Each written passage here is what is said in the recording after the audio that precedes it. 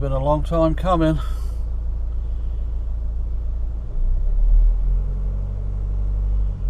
But she's back and she's running.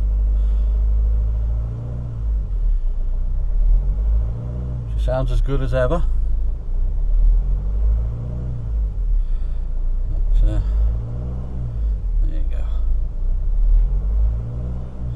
I've already given a decent run. I've took her over to Lincolnshire for a bit of a run out, and she never missed a beat.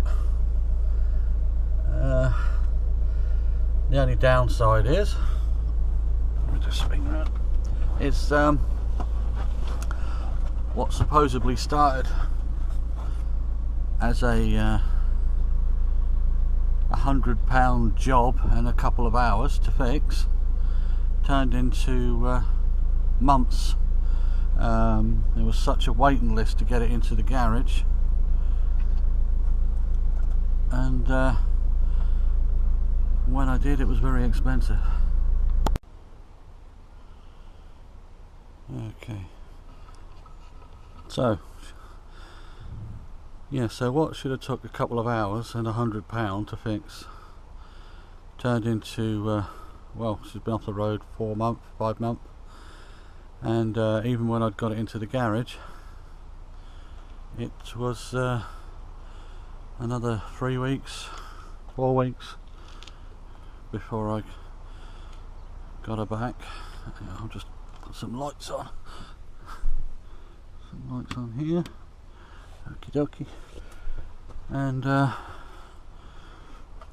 she's had a new high pressure pump, new water pump, new cam belt, new bottom pulley, and at the cost of £860. There you go.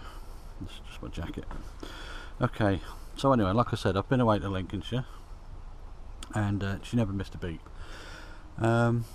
Okay, since the last time I've really put a video on, I may have mentioned it, I've put in a SMEV unit, which I said I wouldn't do at one stage because it was just too expensive, and I paid £250 for the SMEV unit. It, to be honest, it's no better than what I had. It's no better than what I had, but it just looks better, and well, the wife likes it, I suppose. There we go. So that's that. It's working fine. Not really missing the grill or anything. Want to clean. And the only complaints I've really got lately, a few things that now it's been, I've tested it and run it a few times, and we've camped in it, is the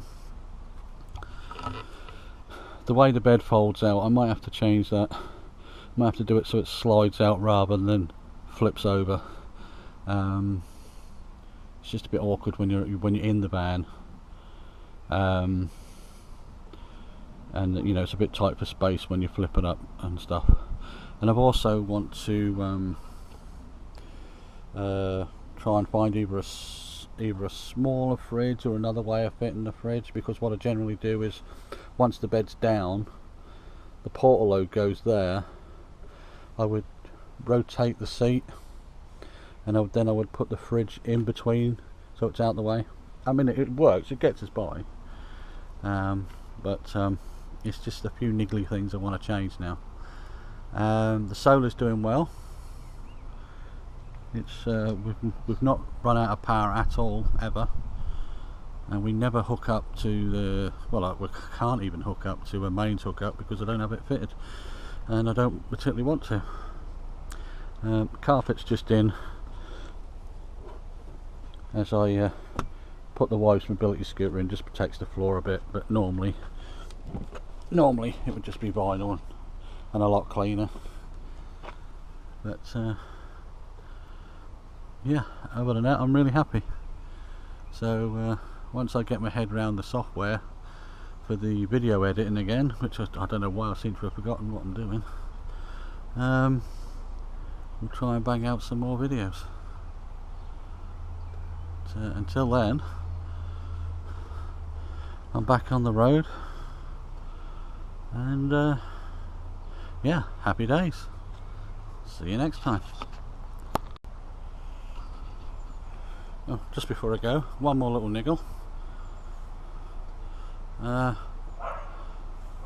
As I was loading the wife into the van the other day, to make it sound like a load, it was quite a high curb, and I managed to kick off my trim. Caught up with my foot because it was a funny curb, and ripped it clean off. Only to discover that the tags to hold it on were had all been gummed up with some sort of gum or epoxy resin or something, and it destroyed all the clips. And well, I tried to get some more clips, and they basically told me it'd be better to glue it on. So as you can see, I've screwed it on. You know, it's never going to be a prize winning van, but hey, it stops it flying off down the M21 or something, or whatever. The M6 maybe. So it's better it stays on like that.